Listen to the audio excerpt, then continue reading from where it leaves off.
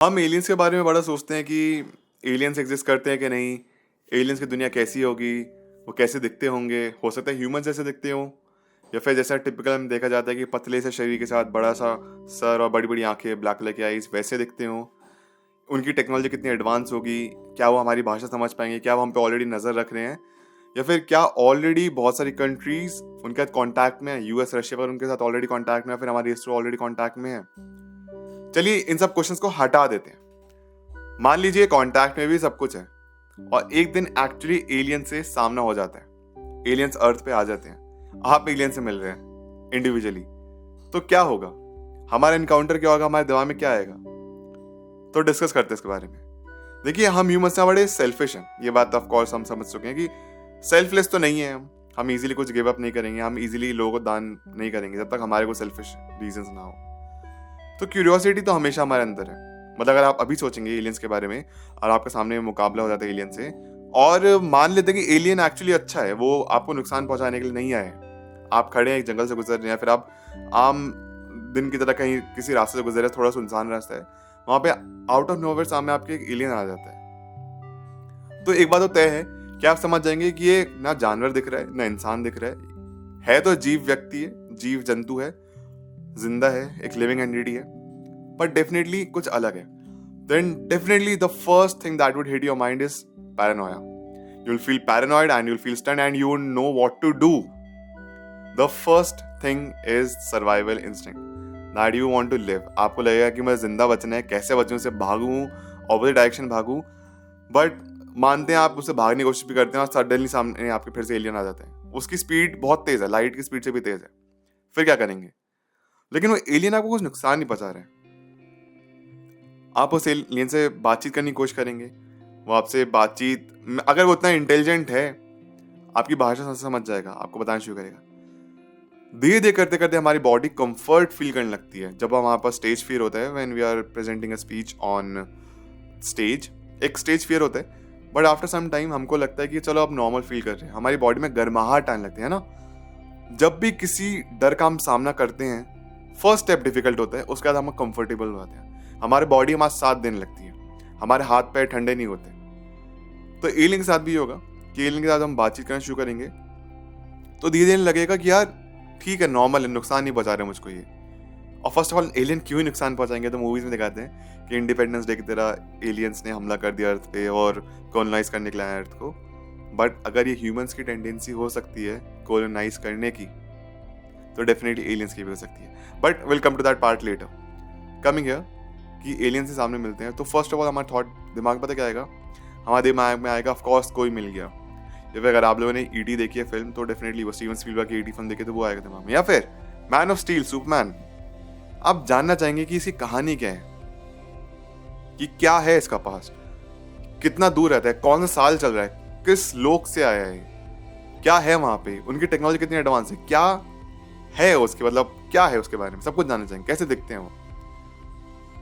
उसके बाद यहाँ पे सेल्फिश क्यूरियोसिटी आएगी कि क्या जैसे ईटी फिल्म में देखा था या फिर जैसे कोई मिल गया में देखा था कि क्या मुझे अपनी पावर्स दे सकते हैं, कि मैं क्या बाकी दुनिया के मुकाबले इंटेलिजेंट बन सकता हूँ सबसे ज़्यादा, या फिर क्या ये मुझे ऐसी कुछ नॉलेज दे दे कि मे बी हम अपना ह्यूमन ब्रेन इतना ज़्यादा यूज़ करने लगे कि मैं बाकी सबके मुकाबले ज़्यादा इंटेलिजेंट हो जाऊँ, अमीर बन जाऊँ, क्विकली रातों रात अमीर बन जाऊँ। इसकी पावर्स का मैं कैसे इस्तेमाल कर सकता हूँ?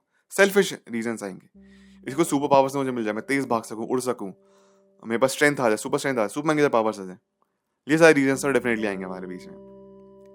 और आएंगे, कोई कितना भी सच बोल दे कि नहीं मैं ऐसा नहीं सोचूंगा, मैं गवर्नमेंट को सौंप दूंगा, ऐसा नहीं होगा। गवर्नमेंट के भी अपने ऑफ कोर्स सेल्फिश रीजंस होंगे।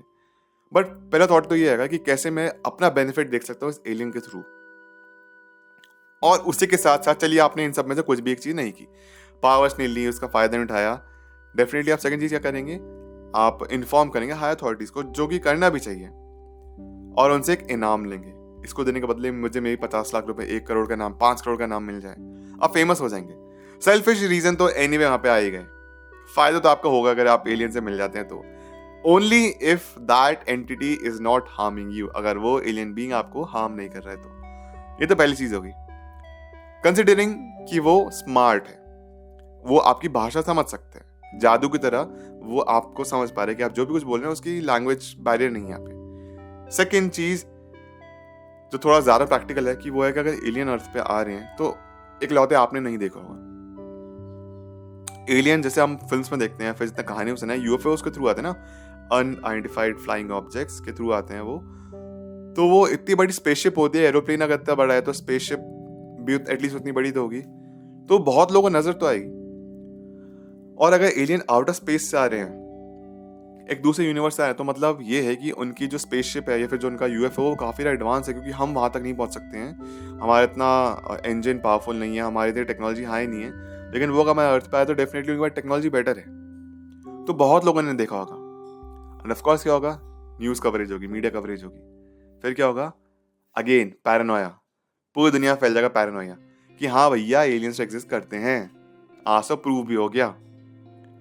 एक एक्सेप्टेंस आ जाएगी, जो लोग कहते हैं एलियंस नहीं होते हैं, अब पूरा वर्ल्ड एक्सेप्ट करेगा कि एलियंस होते हैं। हाई अथॉरिटीज यहाँ पे इंटरवीन करेंगी, एंड ऑफ कोर्स उस एलियन के ऊपर टेस्टिंग की जाएगी, एक्सपेरिमेंट्स की जाएंगे, उससे बातचीत की जाएगी, उसके बारे में नॉलेज रखी जाएगी, और ये नॉलेज ह्यूमंस तक बाहर नहीं आ पाएगी, आम आदमी तक बाहर नहीं आ पाएगी। मे बी जितना वो 100% अगर नॉलेज गेन कर पा रहे हैं एलियन से, तो उसका 5 to 10% ही वो इंसानों को बताएंगे, जिससे मास हिस्टीरिया ना फैले। उसके बाद क्या होगा, उसके बाद यहाँ पे भी ऑफ कोर्स फायदे देखे जाएंगे। ये देखा जाएगा कि हम बाकी एलियन से कैसे कांटेक्ट कर सकते हैं, बाकी सुपर बीइंग से कैसे कांटेक्ट कर सकते हैं, और हम अपना गेन कैसे फायदा उठा सकते हैं। Of course at the end फायदा तो आएगा ही आएगा, ठीक है। थर्ड चीज, अगर एलियंस यहाँ पे किसी काम से आए हैं, एक्सपेरिमेंट करने के लिए आए हैं, और कुछ मतलब एक एक्सपेरिमेंट है, इसमें दोनों का ही फायदा है, नुकसान किसी का नहीं है, नॉर्मल न्यूट्रल वे में आए, तो अपने एक लैंग्वेज बैरियर आएगा अगर वो इतने भी इंटेलिजेंट नहीं है। तो एक फिल्म आई है अराइवल, आप लोगों ने देखी है, आई गेस अमेज़न प्राइम पे अवेलेबल भी है, फिर जहाँ पे भी, और फिल्म को देखना अराइवल को। उसमें एमी एडम्स हैं। उसमें होता है कि एमी एडम्स ना एक लैंग्वेज रीडर होती है, लैंग्वेज समझने की कोशिश करती हैं, और एलियंस ने आके ह्यूमन से कॉन्टैक्ट करने की कोशिश करे, मतलब एलियंस आ चुके हैं अर्थ पे, लेकिन सिंस लैंग्वेज बैरियर है, समझ सकते हैं, तो यहाँ पे एक दूसरे के साथ इन्फॉर्मेशन शेयर करते हैं कुछ सिम्बल्स के थ्रू। इस सिम्बल का मतलब ये है, मेरा नाम ये है, मैं ये वो हूँ। तो काफ़ी इंटरेस्टिंग फिल्म है, वो ज़रूर देखना आप। तो लैंग्वेज बैरियर को हटाने के लिए इस दुनिया के जितने बड़े बड़े भी जो वो लोग हैं जिनको लैंग्वेज अलग अलग आती हैं, साइन रीडिंग कर सकते हैं, या फिर वो आर्कियोलॉजिस्ट जिन्होंने केव पेंटिंग्स में एलियंस का देखा है, since then to modern science blockbuster film जितनी बनती है, इसके बारे में डिस्कशन किया जाएगा, राइट। अब यहाँ पे ना एक टेस्ट ऑफ ह्यूमैनिटी आएगी कि ह्यूमंस एज अ यूनिटी कितना आगे प्रोग्रेस करेंगे, और अगर इन केस एलियंस ने हम पे हमला किया, अगेन यहाँ पे यूनिटी आएगी। जैसे पैंडेमिक के टाइम पे हुआ था, एलियंस तो अगर हम पे हमला करने निकला है तो और भी खतरनाक होगा। यहाँ पे टेस्ट आया कैसे हम एक यूनिटी के थ्रू उस एक्स्ट्रा टेरेस्ट्रियल बीइंग से लड़ेंगे, जैसा कि फिल्म इंडिपेंडेंस डे में हुआ है, या फिर टॉम क्रूज की जो फिल्म आई थी वॉर ऑफ द वर्ल्ड्स में हुआ है। चलिए मान लीजिए उस फाइट को हम किस तरीके से एलियंस से जीत भी गए, तो लेकिन बात ये खतरा टाला नहीं है, एलियंस फिर से आएंगे, एक बार आ सकते हैं तो फिर से आ सकते हैं। तो हमको अपने आप को और भी पावरफुल बनाना होगा, ह्यूमैनिटी को, और फिर इवॉल्व करेंगे भी। एलियंस की स्पेसशिप यहाँ पे गिरेंगे, उनकी टेक्नोलॉजी लेंगे, इस्तेमाल करेंगे, हम और भी इवॉल्व करेंगे एलियंस से।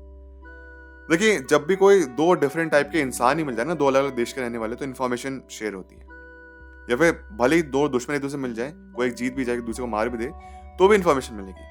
तो एलियन से इन्फॉर्मेशन तो काफी मिलेगी, हम एडवांस तो करेंगे, ह्यूमैनिटी मैनकाइंड में एक एडवांसमेंट तो हमको देखने को मिलेगा, एक यूनिटी देखने को मिलेगी, जो शायद हम आजकल भेदभाव पे लड़ते हैं। जब एलियन अटैक्स होगा सब पे, तो एक यूनिटी देखने को मिलेगी, कैसे हम एज ह्यूमन सर्वाइव कर सकते हैं एक साथ। यहाँ पे एक टेस्ट ऑफ ह्यूमैनिटी आएगी, which is definitely a good thing. लेकिन looking at the bigger picture and the bigger question, are we ready to meet aliens? क्या हम एक्चुअली तैयार हैं एलियन से मिलने के लिए? इसका जवाब है हाँ, हम तैयार हैं, क्योंकि हम किसी भी चीज के लिए कभी तैयार नहीं होते, इट जस्ट हैपेंस, एंड आप उस सिचुएशन के अकॉर्डिंग अपने आप को रेडी करते। पैंडेमिक भी हुआ ना, क्या हम तैयार थे उस चीज के लिए? नहीं। फ्यूचर में एस्ट्रॉइड गिर सकता है अर्थ पे, मीटेओराइट गिर सकता है, क्या उसके लिए तैयार है? नहीं। मे बी होंगे, मतलब of course space agencies are working on it, या फिर कुछ बहुत सारी कुछ अननोन चीजें ऐसी आ गई जिसकी वजह से ह्यूमैनिटी पे खतरा आ गया। So are we ready for that? No, we are never ready for anything. If we are never ready for anything, then we have to be ready for everything all the time. कभी भी कुछ भी हो सकता है।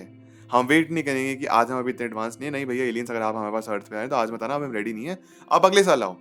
ऐसा नहीं होता है, एलियंस कभी भी आ सकते हैं। हो सकता है इस मोमेंट पे, इस सेकंड पे आ जाए। उनके पास इतनी टेक्नोलॉजी है कि वो वार्म होने के थ्रू यहाँ पे अर्थ पे पहुंच सकते हैं, उनकी स्पीड ऑफ लाइट से भी तेज वो ट्रैवल करते हैं। तो we are ready for everything and we are ready for anything. बस सिचुएशन ऐसी है कि हम उस सिचुएशन में कैसे रिएक्ट करेंगे। बट आप मुझे बताइए कि आपका क्या पर्सपेक्टिव होगा कि अगर एलियंस आते हैं तो आपके दिमाग में क्या आएगा? आप कितने सेल्फिश रीजन से इनसे क्या क्या लेना चाहेंगे या फिर क्या क्या देना चाहेंगे उनको?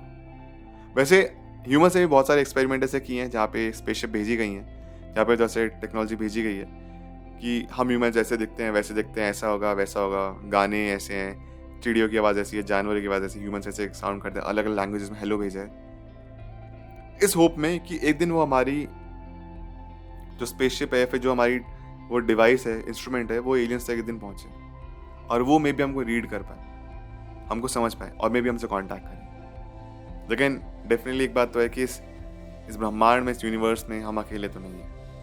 ये भी बहुत बड़ा एक सेल्फिश चीज़ होगी सोचनी कि अगर मिल्की वे गैलेक्सी में चलिए हम अकेले हैं, तो मिल्की वे गैलेक्सी जैसी बहुत सारे गैलेक्सीज हैं। हम अकेले तो नहीं हो सकते, डेफिनेटली अकेले नहीं हो सकते। कोई ना कोई है हमारे साथ, मे बी वो भी क्यूरियस है हमको जानने के लिए, लेकिन बस अभी कम्युनिकेशन होना थोड़ा डिफिकल्ट है। ना वो अभी इतने एडवांस हुए हैं, ना मे बी हम इतने एडवांस हुए हैं।